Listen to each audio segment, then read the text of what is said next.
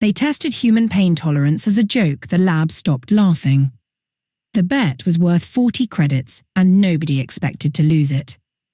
Dr. Vex's Core had run the Thren Biocalibration Lab on Outpost Ardessa for 11 years, and in those 11 years, she had calibrated pain response curves for 63 species. Each curve told the same basic story. Stimulus rises, tolerance breaks, subject signals for the test to stop. The shape of the curve changed from species to species, but the ending never did. Somewhere on the dial, every nervous system in the catalogue said enough. The human sitting in chair 4 had not said anything yet, and the technicians running the boards had started making side bets about when she would. Her name was Mira Cade, 31 years old. Listed occupation, independent contractor, logistics and security. Contracted to the Ardessa relay station for cargo escort work. The intake form said nothing about combat history because the intake form did not ask. It asked about allergies, prior surgeries, and whether she consented to a routine sensory calibration required for long-duration vacuum-adjacent work. She had signed it without reading past the second paragraph, the way people sign things when they have signed worse. Ardessa's station ran calibration sessions like this dozens of times a week, mostly without incident, mostly without anyone in the control room paying particularly close attention to the results once they cleared the standard range. The lab existed to do one job well: build out the Coalition's biometric reference catalogue, species by species, so that medical bays, environmental suits, and emergency protocols across 100-member worlds could be tuned to whatever body happened to walk through their doors. It was unglamorous, methodical work, the kind that rewarded patience and punished assumption, and Core had built her career on being good at both.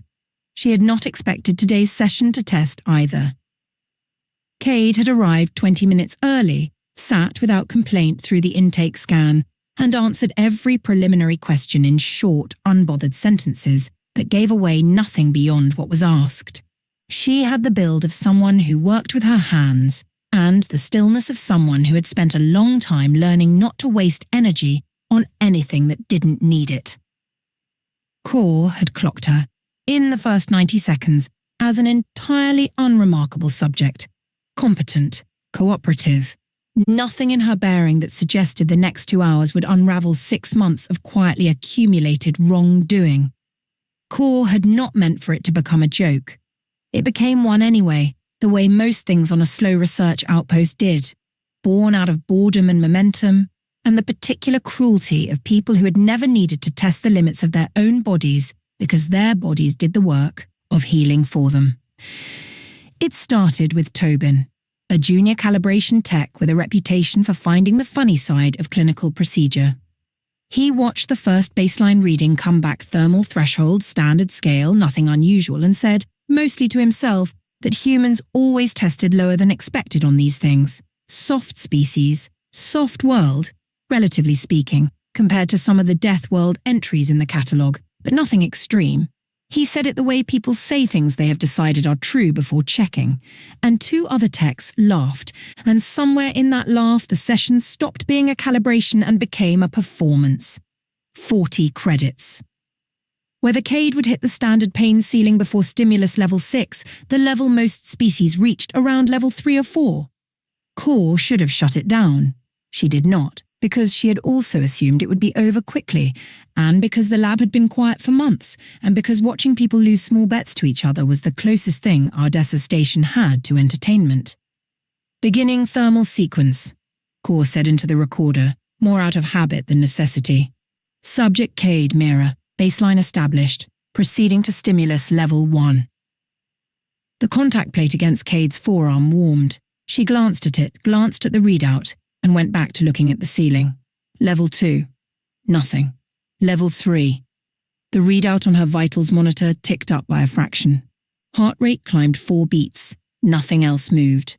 Tobin leaned towards the console. That's already past where the Dravashi delegation tapped out last month. The Dravashi delegation, Core said without looking up, has a nervous system optimized for cold water environments. It's not a fair comparison. Level 4. she said aloud, and adjusted the plate. Cade exhaled through her nose, slow and even, the kind of breath a person uses to manage something rather than ignore it. Her jaw tightened. Her free hand resting on the armrest curled slightly. That was all. "She's not tapping," Tobin said, and there was less amusement in his voice now, and more of something else, something that hadn't found its shape yet. Level 5. The plate's temperature display crossed into a range that, on the lab's standard reference chart, sat 2 intervals above where 90% of catalogue species requested the session end. Cade's vitals monitor showed elevated heart rate, elevated cortisol marker, normal blood oxygen, normal everything else. Her breathing had gone tighter, more deliberate, but it had not become ragged. "Are you all right to continue?" Core asked. It was a required question, asked at every level past the median. Cade turned her head and looked at the camera mounted above the monitor, not at Core directly, the way people look at the thing recording them when they want their answer on the record. "I've felt worse," she said. "Keep going if you need the data." Core glanced at the readout, glanced at Tobin, and felt the shape of the room change in a way she could not have explained yet, but would understand fully before the day was over. Level 6. The 40-credit bet ended there, technically, with Tobin owing 2 colleagues a small and now entirely forgotten sum. Nobody collected. Nobody was thinking about the bet anymore. Part 2. The room goes quiet. By level 7, the side conversations in the control room had stopped. Core had run this protocol enough times to know its rhythm by feel the slow climb. The moment a subject's biometric markers began diverging from baseline in ways that signaled approaching failure. The specific quality of stillness that came right before a creature said stop. She knew what level 7 usually looked like. Trembling, vocalization, in several species an involuntary withdrawal reflex strong enough to require physical restraint clearance on the consent form. Cade's withdrawal reflex had not activated once. "Pulse is climbing faster than the thermal curve should produce," said Yeva, the lab's secondary monitor tech, a younger Kasiri woman with pale, segmented skin that shifted color when she was concentrating. Right now, it had gone a deep, focused blue. "But it's not panic pattern, it's..." She scrolled back through the last 90 seconds of data. "It's controlled, like she's pacing it." "Pacing what?" Tobin asked. "Her own response," Yeva said. "I don't think she's not feeling it. I think she's managing it." Core looked through the observation glass at the woman in chair 4. Cade's eyes were closed now, her breathing slow and measured in a 4-count rhythm Core recognized from exactly one place in her training. The section on combat stress regulation techniques, a chapter she had skimmed once because it applied to almost nothing the lab typically saw. Most species that needed to manage extreme pain in real time did so through biological mechanisms: adrenal flooding, dissociative shock, regenerative numbing. Conscious, trained, practiced pain management was rare enough in the catalogue that Core had only ever seen it referenced in theoretical literature about species that evolved under sustained environmental hostility. She pulled up Cade's intake file again. Independent contractor, logistics and security. Nothing flagged. "Run a deep background check," Core said quietly to Yeva. "Quietly. Don't flag it through station administration yet." "On what grounds?" "On the grounds that I don't think independent contractor is the whole story," Core said, and looked back through the glass at level 8 registering on the display. And Cade's expression had not changed at all. Part 3. What the scars said. They paused the thermal sequence at level 8, not because Cade asked, but because the equipment manufacturer's safety threshold required a mandatory full-body scan before continuing past that point, standard protocol for any subject approaching the upper quartile of historical data. The scan came back, and the room that had gone quiet went quieter. Core stood at the projection table, with the holographic readout floating in front of her, and for a moment she simply looked at it without speaking, because there was a version of this conversation where she said something professional and clinical, and there was the version that was actually happening in her head, which was closer to "what is this?" Cade's body, mapped in translucent blue light, told a story written entirely in old damage. A long puckered scar ran diagonally across her lower abdomen, the kind left by a wound that had been closed in stages rather than all at once. Her left collarbone had healed at a slight angle, a fracture set without perfect alignment. There were 3 separate patches of skin across her back and shoulder that the scan flagged as burn pattern scarring, healed over years apart from each other, judging by tissue density variance. Her right knee showed cartilage wear consistent with repeated heavy impact.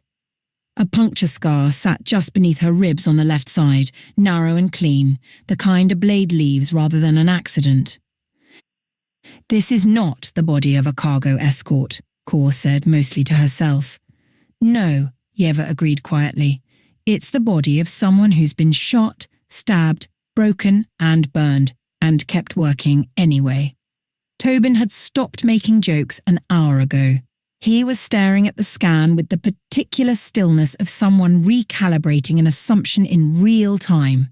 "Her pain threshold isn't unusual for her species," he said slowly. "It's unusual for her. This isn't baseline human tolerance. This is trained tolerance. Built." "Built how?" Yeva asked. Kor didn't answer immediately. She was looking at the scan's tissue density overlay, at the way scar tissue had layered and rebuilt itself over and over in the same general regions, at a body that had been damaged repeatedly and kept choosing to function instead of breaking down. She zoomed the projection in on the abdominal scar, the one closed in stages, and found herself doing something she rarely did mid-session. Imagining the version of events that had produced it, rather than simply cataloguing the result. "Cross-reference this against the standard human reference baseline," she told Yeva. "I want to know how far outside normal variance this actually sits." Yeva ran it.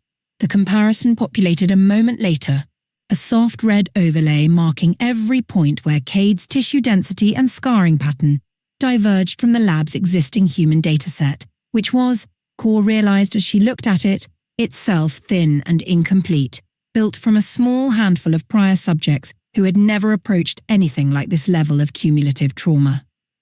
"We don't actually have enough prior human data to call this an outlier with confidence," Yeva said slowly. "We've never had a subject like her in the catalogue before." "Then we shouldn't be running comparative judgments on incomplete data," Kor said, more sharply than she intended, and immediately regretted the tone because the irritation wasn't really aimed at Yeva. It was aimed at the realization, arriving a half step ahead of where she wanted it to, that a thin, incomplete human dataset was exactly the kind of gap someone with the wrong intentions would be eager to fill quickly, quietly, and without asking too many questions about why. She thought about the background check she had quietly requested and the silence that had come back from the request, not a denial, not a redaction notice, just nothing, the kind of nothing that meant the file existed somewhere with access restrictions Kor's clearance didn't reach. "I don't know yet," she said, "but I want to ask her directly before we go any further." Part 4. The question nobody asked. Right Cade was sitting up when Kor came back into the test room, rolling her shoulder with the unbothered patience of someone waiting out a delay rather than recovering from one. The thermal contact plate sat unused on the tray beside her. Someone had brought her water. She had not touched it. "You stopped early," Cade said. "I was good for another 2 levels, probably 3. "The equipment requires a full scan past level 8, Kor said. "Standard protocol." "Sure." Cade didn't sound like she believed that was the whole reason, and Kor respected her enough not to pretend otherwise. Kor sat down across from her, setting the data tablet on her knee without looking at it. "Your file says independent contractor, logistics, and security. That's accurate. It's not complete." Cade looked at her for a long moment, the kind of look that wasn't hostile so much as evaluative, the look of someone deciding how much a conversation was worth having. "What do you want to know?" "The scarring pattern on your scan doesn't match accidental trauma. It matches sustained, repeated, deliberate injury across what looks like years. I've run this lab for over a decade, I've never seen anything like it from a species that wasn't actively engaged in long-term armed conflict. Cade was quiet for a moment. Then she said simply, Earth had one. A long one. Internal, mostly different regions, different factions, on and off, for longer than this station's been operational. I was a field medic attached to a relief and security contract group. We went where the supply lines were thinnest and the fighting was worst, because that's where people needed the help most, and where nobody else wanted to go. And the scars are from combat. Some of it mine, most of it from getting people out of places they shouldn't have survived. Cade flexed her hand, the one with the curled scar across 2 knuckles. You learn to manage pain when stopping to feel it properly isn't an option. Somebody's bleeding out. You don't get the luxury of registering your own injuries until the job's done. So you build the habit.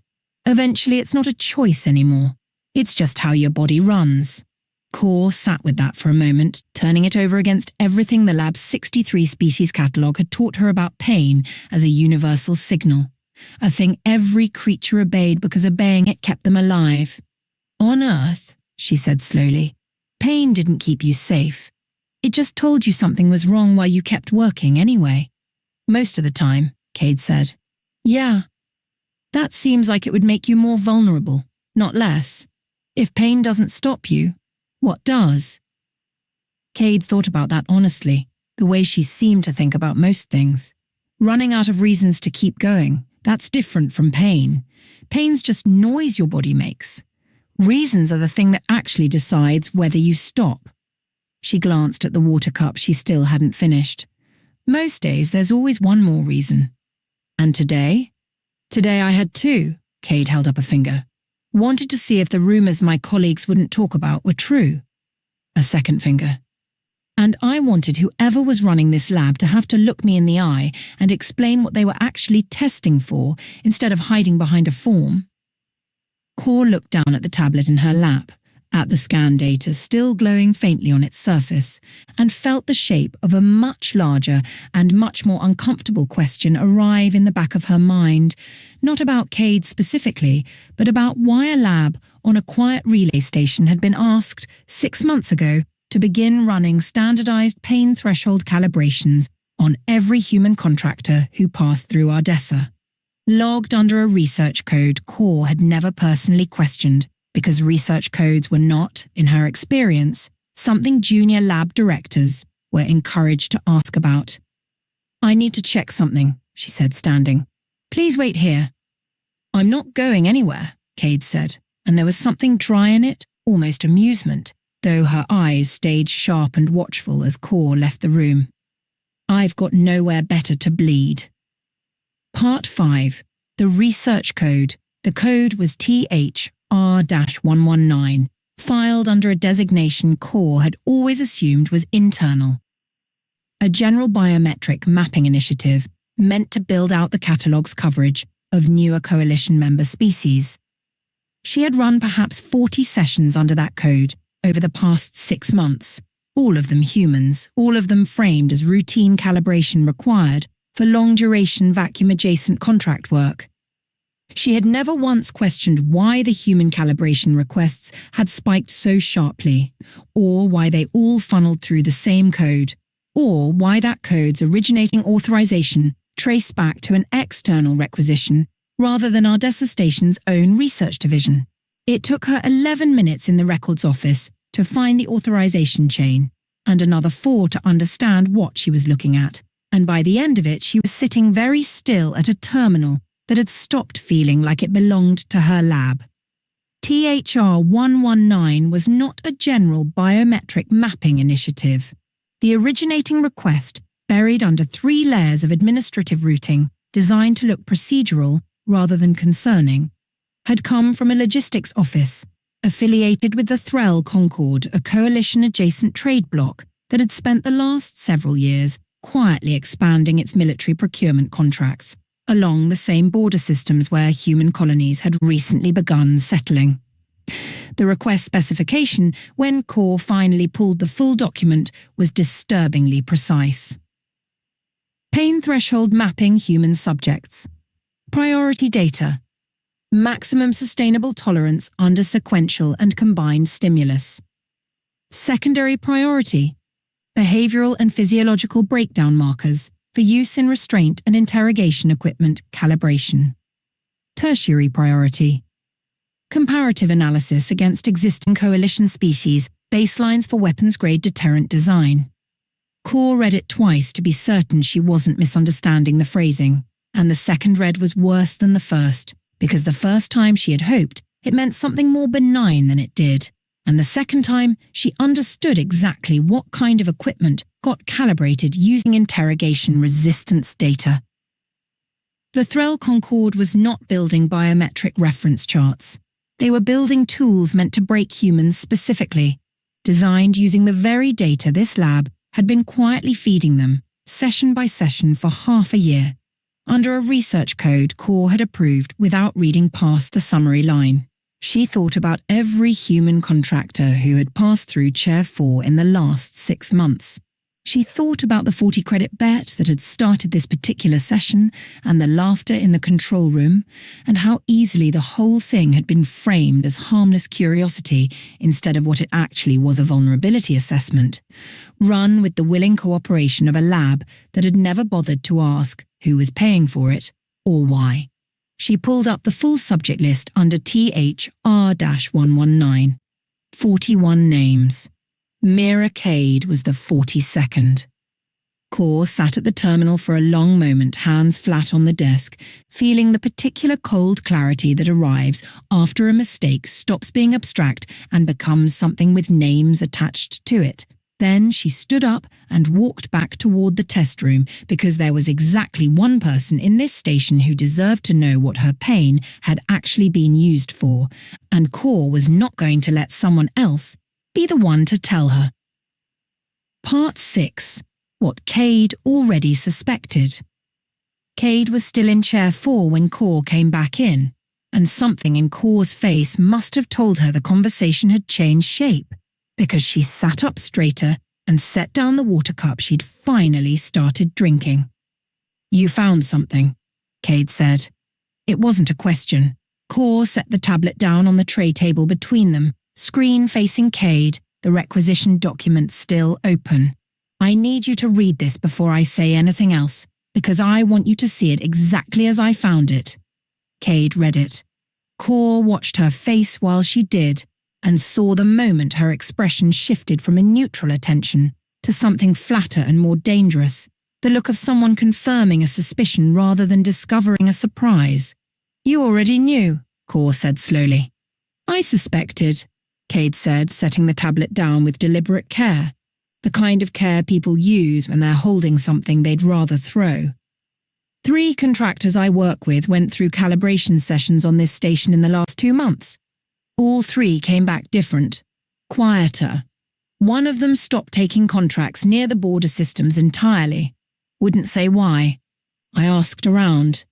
Nobody could tell me what the sessions were actually for, just that they were routine. That word's done a lot of work for people who didn't want questions asked. You came in anyway. I came in because I wanted to see it for myself. Cade looked at her directly now, and there was nothing soft in the look, but nothing accusatory either, just an assessment, cold and clear. And because if someone was building a profile on human pain response to design, better ways of breaking us, I wanted to know exactly how much they already had before I figured out what to do about it. Core felt something uncomfortable settle in her chest. The recognition that the woman in front of her had walked into this lab, not as an unsuspecting subject, but as someone gathering information of her own, calm and deliberate through 8 levels of escalating pain, because the alternative was letting an unknown threat operate without anyone watching it. "How much do they have?" Cade asked. 41 full subject files before yours. Complete threshold mapping, breakdown markers, physiological failure points. It's enough to model interrogation equipment with predictive accuracy. It's enough to design restraint systems that exploit known human weaknesses instead of guessing at them. Core's voice had gone tight.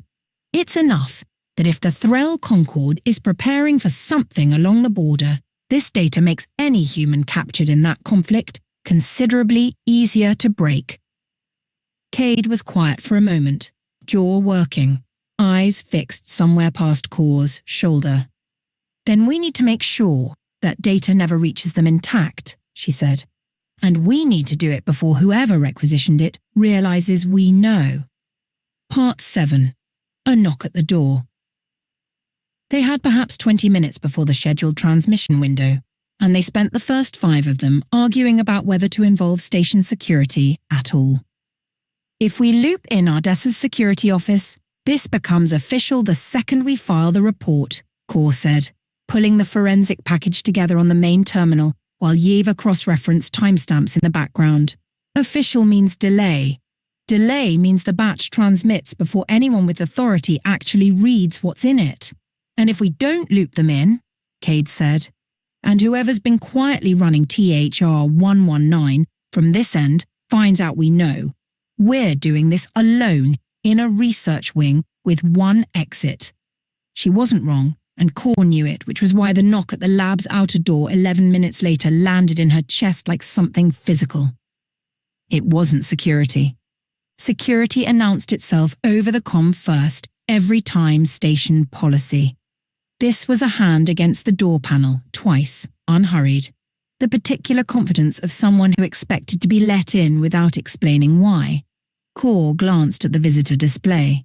The figure on the other side was Sathran Dul, a station liaison officer Core had spoken to perhaps 4 times in 11 years, always in the context of routine administrative sign-offs, equipment requisitions, facility inspections, nothing that had ever required more than a signature. He was Vradashi, broad through the shoulders in the way of his species, dressed in the muted grey of station administrative staff, rather than anything that announced authority. He looked, on the surface, like exactly what his file said he was. Core had pulled enough of the requisition chain in the last 2 hours to recognize his authorization code buried in the 3rd layer of THR 119's camouflage. He's the one who routed it, she said quietly, feeling something cold settle into her stomach. Dole's signature is on the internal approval that let the Concorde's request through without proper review. Let him in, Cade said. What? If he's here checking on his own requisition before the transmission window, that means he doesn't know yet that we've found it. Let him in. Act like nothing's wrong. By the time we need. Core hesitated for exactly as long as it took to weigh the risk against the alternative, which was a locked door and a liaison officer with administrative override codes standing outside it, wondering why the lab wasn't answering. She opened the door. Dull stepped in, with the easy, unhurried manner of someone used to being granted access without question. His eyes moved once around the control room, the active terminals, Yeva at her station, Tobin at the export console, Cade still seated near the monitor bank, and settled on Core. Dr. Core, I wanted to confirm the THR 119 batch is still on schedule for export. His tone was light, administrative, the voice of someone discussing a shipping manifest. There have been some questions from the requesting office about data completeness.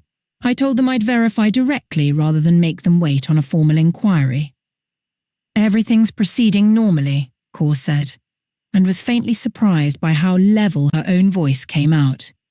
We had a session run slightly long today, but the batch will transmit on schedule. Good. Dul's gaze drifted toward Cade, lingering a beat longer than was strictly comfortable. This would be today's subject? Mira Cade, Core said, independent contractor, session completed without complication.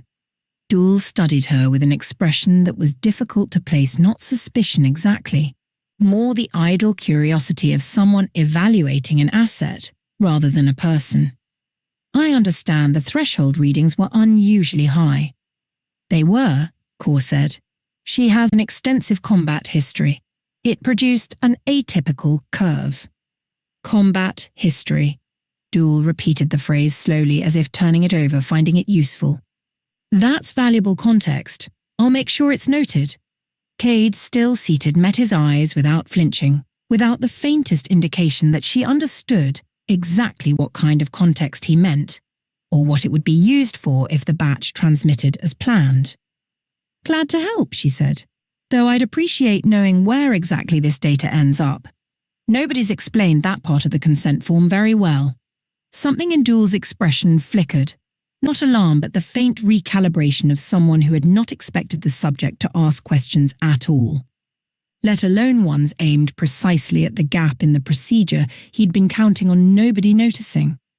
"Standard catalogue archiving," he said smoothly. "Nothing you need to concern yourself with."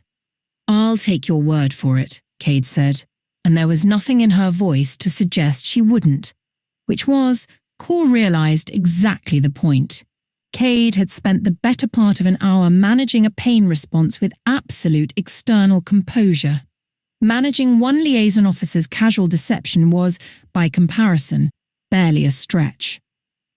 Dool stayed another 4 minutes, made a show of reviewing the export queue on the main display.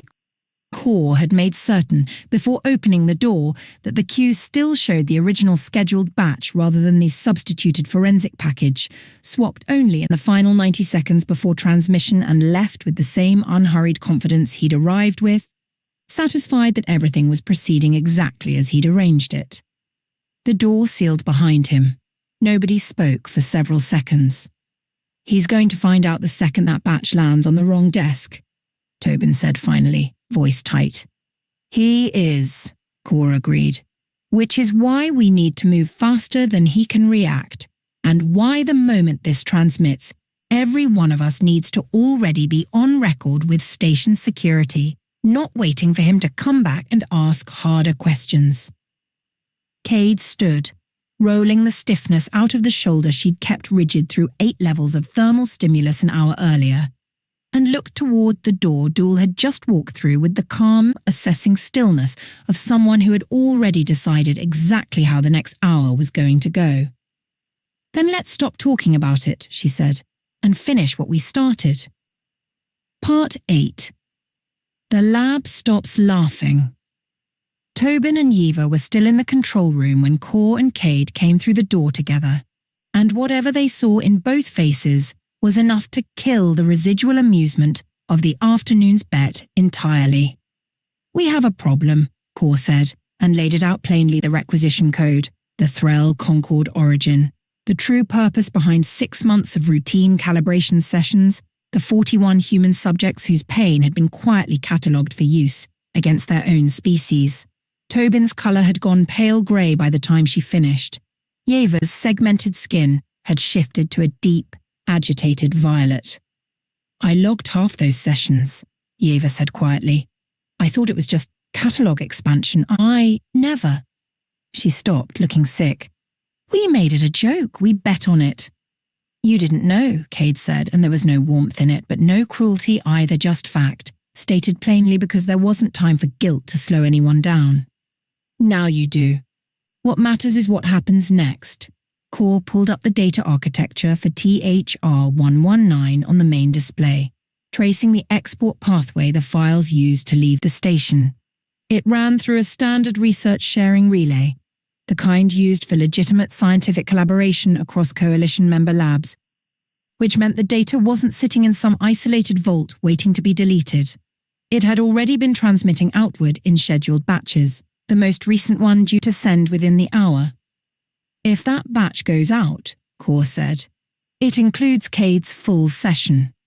Complete pain threshold mapping for someone with combat level tolerance, which makes her data exponentially more valuable to anyone designing equipment meant to overcome human resistance, because she represents the upper bound of what they'd need to account for." "Then we stop the batch," Tobin said. "We stop the batch," Core agreed. "And then we make sure this never happens again, which means it can't just disappear quietly. If we delete the files and say nothing, the requisition code stays open, and someone replaces the 42 of you with the next set of contractors who walk through that door." She looked at Cade. "This needs to go further than just protecting your data. It needs to be exposed." Cade nodded slowly, something settling into place behind her eyes. Not anger exactly, but resolve. The particular stillness Core had seen on the biometric monitor an hour earlier, the look of someone who had already decided how this was going to go and was simply waiting for the room to catch up. Then let's make sure it's exposed in a way nobody can quietly walk back, she said. Part 9. The Trap Reversed. It took 90 minutes to build the case properly, and every minute mattered because the scheduled data batch would transmit with or without their permission unless someone actively intervened. And an active intervention this close to a coalition trade partner's procurement pipeline would not go unnoticed for long. Core's plan was simple in structure and complicated in execution. Pull the export batch before it transmitted, but replace it with something else entirely not blank data, which would immediately signal interference, but a full forensic package documenting the requisition's true origin, its stated purpose, and the chain of approvals that had let it run unquestioned for 6 months. If the Threll Concord wanted human pain threshold data badly enough to route a procurement request through 3 layers of administrative camouflage, then they were going to receive a different kind of data, instead the kind that would be very difficult for them to explain away if it surfaced in front of the wrong coalition oversight committee. You're not just stopping the leak, Cade said, watching Core assemble the forensic package on the main terminal. You're turning their own pipeline into the thing that exposes them. I'd rather they explain themselves to a tribunal than quietly try this again somewhere else, Core said. Yava had pulled every session log under THR-119 and cross-referenced timestamps against Ardessa Station's contractor manifest, building a clean, undeniable timeline. Tobin worked the export relay itself, carefully isolating the scheduled transmission without triggering an integrity alert that would notify whoever was monitoring the receiving end. Cade sat at a side terminal, methodically going through the 41 prior subject files, flagging which contractors needed to be warned immediately and which had already left the station beyond easy reach. 11 of them are still in transit through Ardessa's docking ring, she said. I can reach most of them before they ship out again. Do it, Core said. Tell them what their data was used for. Tell them it's been intercepted before transmission. They deserve to know, regardless of how this resolves. Cade was already moving, comm unit in hand, voice low and steady as she worked through a contact list, built from years of running cargo routes alongside people who trusted her enough to answer an unfamiliar number at an odd hour. The first call went to a man named Osi, a freight hauler she'd worked 2 contracts with the previous year. He answered on the second ring, and Core, half listening from across the room, caught the shift in his voice when Cade explained what his routine calibration 3 months earlier had actually been used for. The disbelief first, then something harder and quieter underneath it. I know, Cade said into the comm, in the tone of someone who had clearly had some version of this conversation 12 times already that hour. I know. It's not your fault for trusting the form. It's theirs for writing it to be trusted. Just don't sign anything else off this station without reading every line first and tell the others. She paused, listening. Yeah, I'll let you know how it lands. She made 10 more calls in the next 40 minutes, each one shorter than the last as the explanations settled into a rhythm, each one ending the same way. A warning, an apology that wasn't really hers to give, and a promise to follow up once the dust settled. By the time she set the comm down, her voice had gone slightly hoarse, though nothing else about her had changed. 8 reached directly, she said. 2 left messages for. 1's out of comm range until his ship clears the relay boundary next week. I'll catch him then. You didn't have to do all that yourself, Core said. Yes, I did, Cade said simply. They didn't know to ask the question. Somebody owed them the answer before this turns into a tribunal docket they read about second-hand. The transmission window arrived at the 58-minute mark. Tobin's hands hovered over the console, watching the scheduled batch queue itself for export exactly as it had every cycle for 6 months. Now or never, he said. Send it, Core said. The batch went out on schedule, on time, on the expected pathway, except it carried, instead of 42 human pain threshold profiles, a complete and meticulously documented exposure of the requisition that had ordered them, addressed not to a quiet procurement office, but copied simultaneously to the Coalition's Joint Oversight Committee, the Ardessa Station Administrative Authority, and the Human Diplomatic Liaison Office, 3 relay jumps away. For a long moment, nobody in the control room spoke. The console showed the transmission complete, green across every status field, gone out into the relay network where it could not be recalled. "That's it," Tobin said quietly. "It's done." Core exhaled, feeling something in her chest loosen that she hadn't realized had been clenched since she'd first read the requisition document. "Now we wait." Cade, still on comms with the last of the 11 contractors, glanced up briefly, the faintest trace of something that might have been satisfaction crossing her face before settling back into the same calm stillness she'd carried through 8 levels of thermal stimulus without flinching. "Good," she said. "Waiting I can do." Part 10. The Reckoning. The response came faster than Core expected, not from the Threll Concorde, who went conspicuously silent within hours of the transmission landing on their procurement office's terminal, but from the Coalition Oversight Committee, whose investigative arm contacted Ardessa Station within 9 hours with a formal inquiry and a directive to preserve every related record pending review. By the second day, the picture had widened considerably. THR-119 was not an isolated requisition.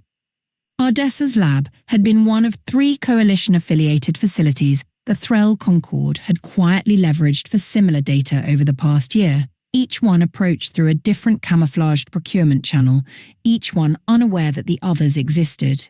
The forensic package Core's team had assembled became the thread the Oversight Committee pulled to unravel the rest, and within a week, formal sanctions proceedings opened against the Threll Concorde's Military Procurement Division for unauthorized weapons design data acquisition through misrepresented research requisitions, a violation serious enough to suspend their trade standing pending a full tribunal. Core was called to testify twice. Both times she brought the original requisition document, the full session logs, and the timeline Yeva had built, laying out exactly how a research code had been approved without proper scrutiny, and exactly how long it had taken before anyone in the lab understood what they had actually been asked to do. Why did it take 6 months to notice? One of the tribunal's coalition representatives asked her during the second session, not unkindly but pointedly. Core did not soften the answer. Because the request was disguised as something routine, and because we trusted routine without questioning it closely enough. That trust was exploited deliberately. It won't happen again at this facility because we've rebuilt the review process from the ground up, and because... She paused, glancing towards the gallery where Cade sat, arms crossed, listening without expression. Because one of the subjects under that requisition refused to let it stay quiet, and walked into a session she half suspected was compromised specifically to find proof. Without her, this surfaces months later after considerably more damage is done. The representative turned toward Cade. "Is that an accurate account?" Cade stood unhurried, the same stillness she carried into every room. "It's accurate. I had 3 colleagues come back from sessions here different than they went in. Nobody could explain why. I came in to find out for myself." She paused. "I'd rather take 8 levels of thermal stimulus and get an answer than wait around hoping the question resolves itself." A ripple of something not quite laughter but close to it, the particular release a room allows itself after sustained tension moved through the gallery. "And if the requisition had gone through clean?" the representative asked. "If the lab hadn't found the discrepancy in time, what would you have done with that suspicion?" Cade considered the question for a moment. Made sure it surfaced anyway, one way or another. She didn't elaborate further, and the representative, looking at the calm flatness of her expression, did not ask her to. Sathrin Dool's name entered the record on the 3rd day of proceedings, when the Oversight Committee's investigators traced the camouflaged approval chain back through 3 layers of administrative routing and arrived, as Core already had, at a liaison officer's authorization code sitting where it had no legitimate reason to be. Dool did not appear at the tribunal himself. By the time investigators reached his station quarters, he had already requested transfer off Ardessa under a routine reassignment request filed 2 days after the forensic package transmitted a request station administration, now operating under considerably more scrutiny than it had a week earlier, declined to process until the investigation concluded. He was questioned separately, in a closed session Core was not present for, though Yeva, who had been called as a secondary witness on the data timeline, told her afterward that Dool's defense had rested almost entirely on a claim that he had believed the requisition to be a legitimate coalition research sharing agreement, improperly briefed by his own superiors about its true destination. "Do you believe that?" Core asked her. Yeva considered the question with the same careful precision she brought to every reading on her monitors. "I believe he didn't ask enough questions to know for certain what he was approving, which isn't the same as not knowing. It's just a more comfortable way of not having to." The distinction mattered enough to the tribunal that Dool's case was referred forward for separate disciplinary proceedings rather than dismissed outright, and his administrative access across every coalition-affiliated research facility was suspended pending the outcome. Core did not know, in the end, whether he had been a knowing participant in the Threll Concord's procurement scheme, or simply a convenient signature obtained by people who understood exactly how little scrutiny a routine approval request usually received. She found, somewhat to her own surprise, that she did not particularly need the answer. Either way, the structure that had let it happen no longer existed in the form it had a month earlier, and that mattered more than assigning the precise weight of one man's culpability. "What happens to him now?" Core asked the tribunal's lead investigator after the second session closed. "That depends on what his own people decide to do with him," the investigator said. "Either way, he won't be signing off on another research requisition without 3 independent reviews attached to his name for the rest of his career." Some consequences don't need a tribunal ruling. They just need everyone in the room remembering exactly what happened the last time someone trusted him. Part 11. What the lab learned.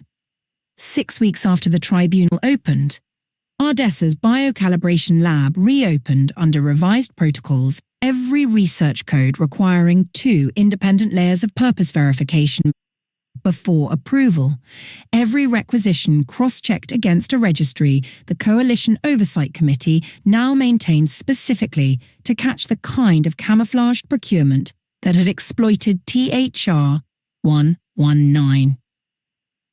Core stood in the observation room on the first day back, watching Yeva run a routine baseline calibration on a new contractor, watching the process happen the way it was supposed to: transparent, accountable, understood by everyone involved exactly why the data was being collected and where it was going.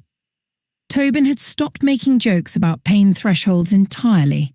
He still ran the boards, still logged the sessions, but the particular careless humour that had started the 40-credit bet 6 weeks earlier had been replaced by something quieter and more careful, the kind of professional seriousness that comes from understanding what carelessness can cost when nobody's watching closely enough.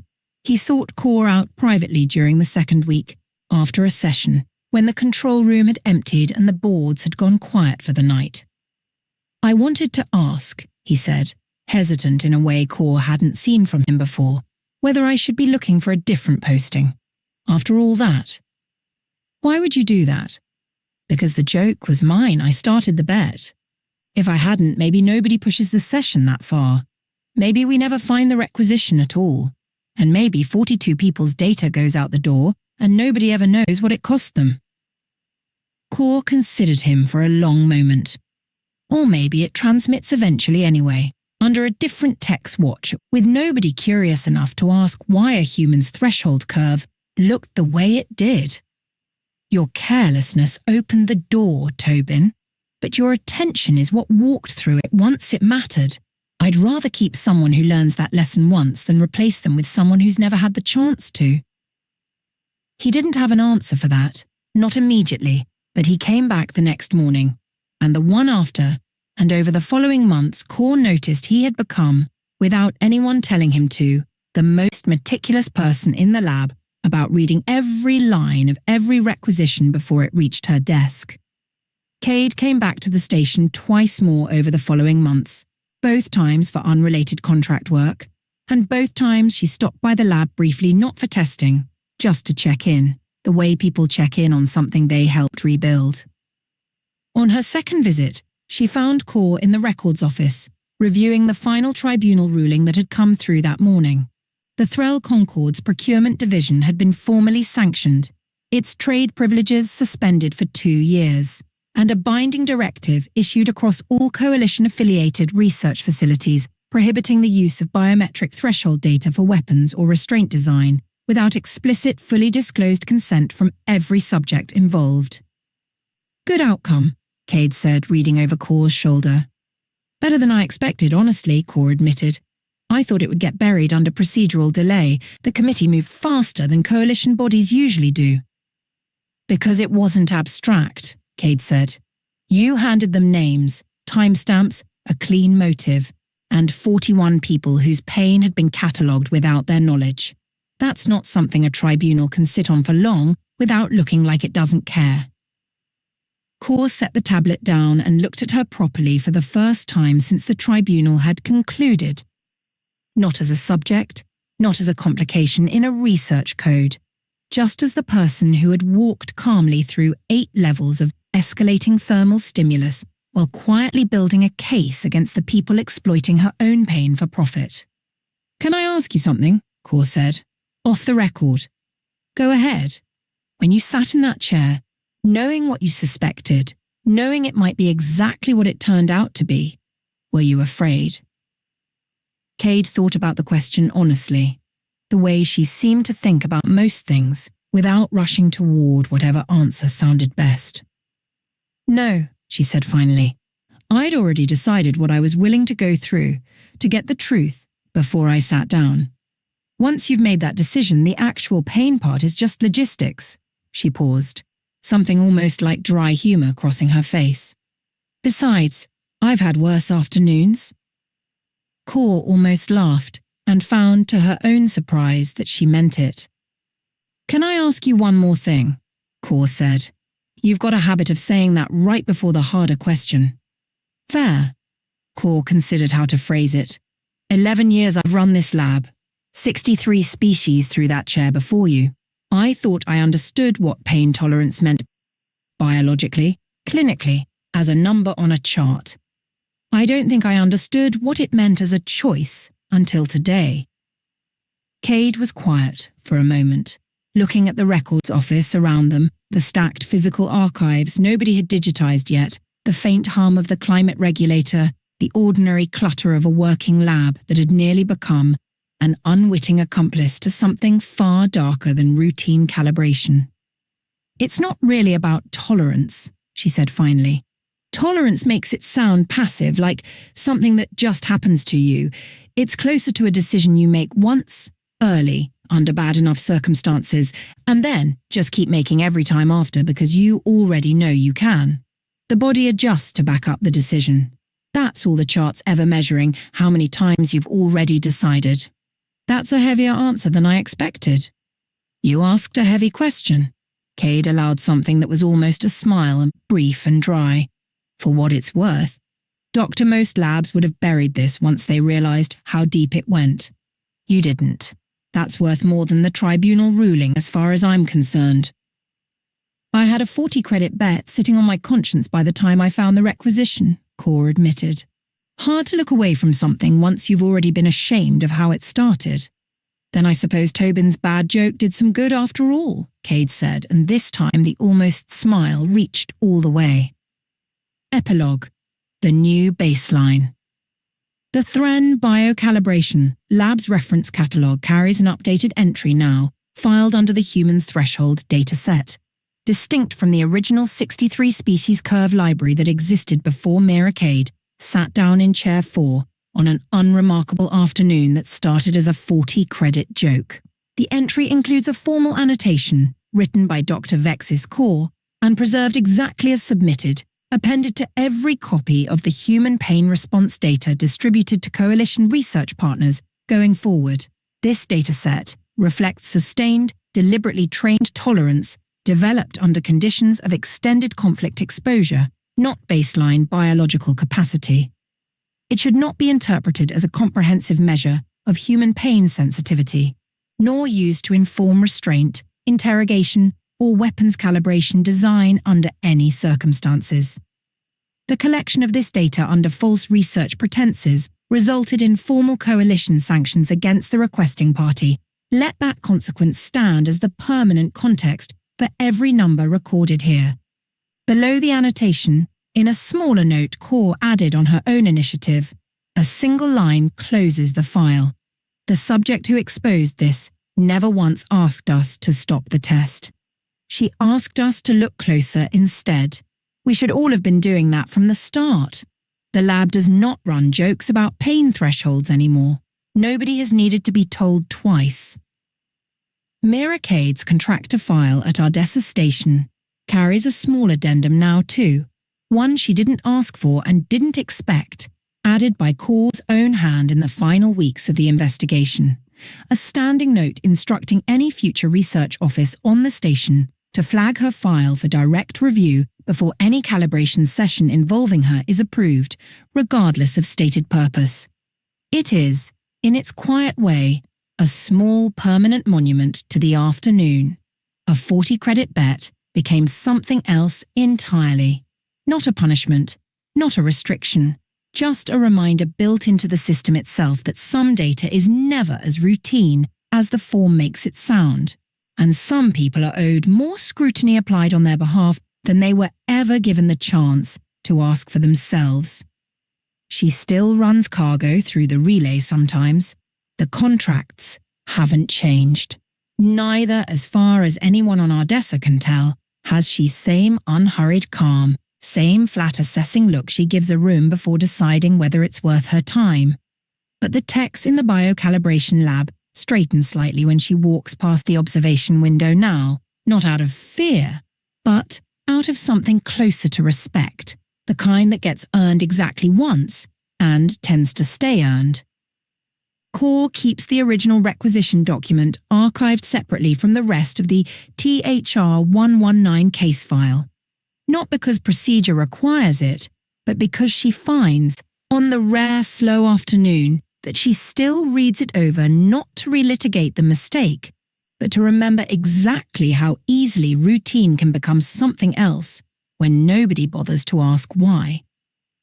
It sits beside her desk now, a small flat drive in an unmarked case, the only object in the records office she has never once filed away properly. She tells new lab hires the same thing every time, on their first day before they touch a single console. Read the requisition, she says. All of it. Every time. Somebody's pain is on the other end of every number you log, and somebody somewhere is always hoping you won't look closely enough to ask what it's actually for. Don't be the reason they're right. Most of them nod, the way new hires nod at instructions they don't yet understand the weight of. Core doesn't mind. She didn't understand it either once, until an afternoon that started as a joke and ended with a tribunal ruling. A liaison officer's career in ruins, and a woman who never once asked the test to stop, because she'd already decided, long before she sat down in chair 4, exactly what she was willing to endure to make sure the truth came out anyway. The lab still has its 63 species catalogue. It has 64 now. But only one entry carries an annotation insisting that the number on the page is not the whole story, and only one subject ever walked out of that chair having turned the entire test back around on the people running it. Nobody collects on a bet like that. Some afternoons just change what the room is willing to laugh about permanently and call that the better outcome.